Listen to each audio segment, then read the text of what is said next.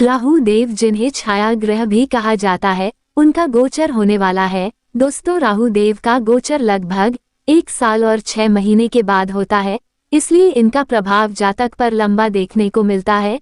राहु देव 30 अक्टूबर को मेष राशि से निकलकर आप ही की मीन राशि में जाने वाले हैं। मीन राशि में राहु देव 18 मई 2025 तक रहेंगे। राहु देव का अपना कोई अस्तित्व नहीं है, उनकी अपनी कोई राशि भी नहीं है, लेकिन जिस भाव में बैठते हैं उसके फल देते हैं, जहां दृष्टि डालते हैं वहां के फल भी देते हैं। चलिए बात करते हैं कि राहु देव के इस गोचर का मीन राशि या मीन लगन के जातकों पर क्या प्रभाव पड़ेगा। ये वीडियो आपकी चंद्र कुंडली और आपके लगन पर आधारित है। यदि आप हमसे परामर्श लेना चाहते हैं तो हमारी ईमेल आईडी पर संपर्क करें। इस वीडियो के अंत में आपको उपाय भी बताए जाएंगे।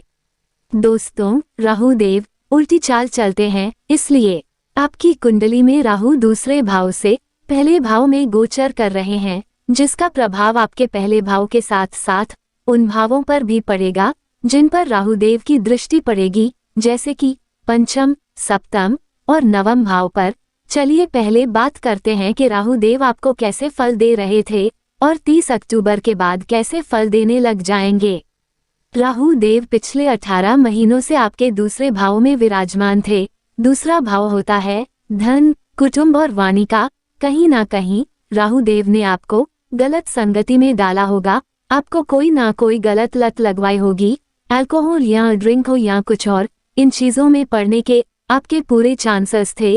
अगर आपने खुद पर नियंत्रण नहीं रखा होगा तो दूसरे भाव में जब राहु देव होते हैं तो परिवार से तनाव की स्थिति उत्पन्न कर देते हैं, क्योंकि दूसरा भाव होता है परिवार का, और परिवार के भाव में राहु देव के बैठने से परिवार और कुटुंब के साथ तनाव की स्थिति उत्पन्न हो ही जाती है, क्योंकि राहु देव वाद विवाद बढ़ा देते हैं और आपकी वाणी पर भी आपको नियंत्रण नहीं रहता। ऐसे लोग बहुत ज्यादा स्ट्रेट फॉरवर्ड हो जाते हैं, जिससे उनको रिश्तों को संभालने में परेशानी आती है। दूसरा भाव वाणी का होता है और राहु देव यहाँ बैठकर आपकी वाणी को उग्र कर देते हैं। आप ऐसे शब्द बोल जाते हैं कई बार जो आपको नुकसान पहुंचाते हैं। इन 18 महीनों में राहु देव ने आपसे वह सब बुलवाया होगा जो चीज आपको नहीं बोलनी चाहिए थी। उन्होंने आपको परेशानी में डाला होगा। शनि देव की ढैया भी चल रही थी, उसके कारण भी आपको मानसिक परेशानी फेस करनी पड़ी होगी। दूसरे भाव में राहु देव के बैठने से बहुत सारे लोगों को दांतों में भी परेशानी फेस करनी पड़ती है। दांतों से रिलेटेड कोई ना कोई समस्या आपको इन 18 महीनों में आई होगी। यहाँ बैठकर राहु देव मानसिक तनाव भी देते हैं। दूसरे भाव से राहु देव की दृष्टि आपके छठे भाव पर पड़ रही थी। छठा भाव होता है रोग, ऋण और शत्रुओं का, इसलिए राहु देव ने आपके रोग, ऋण और शत्रुओं को भी एक्टिव कर दिया होगा। इन तीनों चीजों में से राहु देव ने आपको पिछले 18 महीना में किसी एक न एक चीज से जुड़ी हुई परेशानी अवश्य दी होगी, या तो रोग या ऋण या शत्रु। राहु देव की दूसरी दृष्टि आपके अष्टम भाव पर पड़ रही थी, जिसके परिणाम स्वरूप आपकी अकल्ट नॉलेज और आपकी मैच्योरिटी जरूर बढ़ी होगी। राहु देव ने आपको और ज्यादा मैच्योर बनाया होगा, परंतु अष्टम घर में दृष्टि होने के कारण किसी ना किसी रोग से आपको परेशान भी जरूर रखा होगा। इसके अलावा राहु देव की दृष्टि आपके दशम घर पर भी थी। इसके परिणाम स्वरूप आप कुछ बड़ा करना चाह रहे थे, उसकी तरफ कदम भी बढ़ा रहे थे, परंतु सफल नहीं हो पा रहे थे। आपके काम में कोई ना कोई परिवर्तन भी अवश्य लाया होगा, परंतु आप अपने काम से संतुष्ट नहीं हो पाए होंगे। लेकिन अब 30 अक्टूबर से राहु देव आपके दूसरे भाव को छोड़कर आपके पहले भाव में जा रहे हैं।